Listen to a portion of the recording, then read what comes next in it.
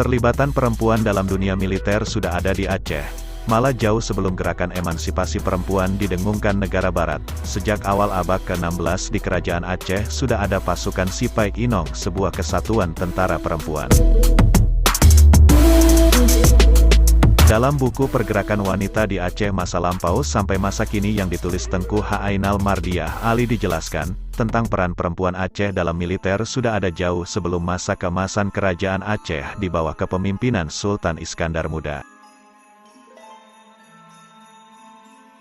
Ketika Iskandar Muda dari tahanan oleh pamannya, Sultan Alaiddin Riayat Shah V, ia dibebaskan oleh dua perempuan perwira dalam Korps Sipai Inong.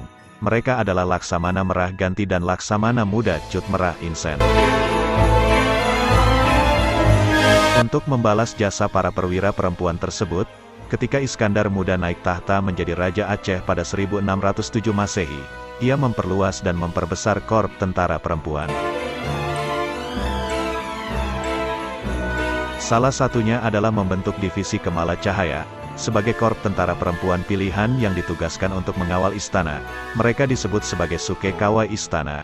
Divisi ini juga mengurus dan menerima kedatangan tamu kerajaan, sebelum menghadap Sultan. Tentara perempuan dalam Suke Kawai Istana sebelumnya sudah ada pada masa Kerajaan Aceh dipimpin oleh Sultan Muda Ali Riayat Shah V, yang memerintah hanya selama 3 tahun. Yakni dari tahun 1604 hingga 1607 Masehi.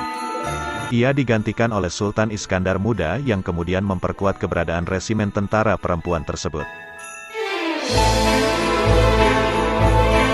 Sebelumnya di Kerajaan Aceh juga sudah dibentuk Armada Inong Bale, korps tentara yang berisi para perempuan janda, yang suaminya tewas dalam peperangan. Armada Inong Bale ini dibentuk pada masa Sultan Alauddin Riayat Shah keempat.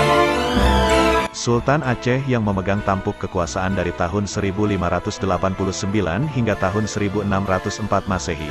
Armada Inong Bale ini dipimpin oleh Laksamana Kemalahayati.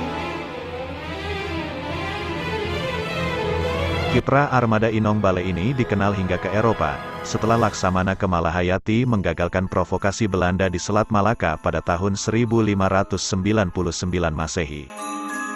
Malah Kemalahayati membunuh Cornelis de Houtman di atas kapalnya sendiri, sementara saudara kandungnya, Frederik de Houtman dipenjara di Aceh. Sejarawan Belanda Marie van Zutelen dalam buku Vrouwelijk Admiral Malahayati, menggambarkan Malahayati sebagai laksamana pemberani, cerdik dan bijaksana, yang memimpin lebih 2000 prajurit perempuan. Pada tanggal 16 Juni tahun 1606, Malahayati juga yang ditunjuk Sultan Alauddin Riayat Shah IV untuk menerima kunjungan diplomat Inggris, Sir James Lancaster yang membawa surat dari Ratu Inggris untuk Raja Aceh.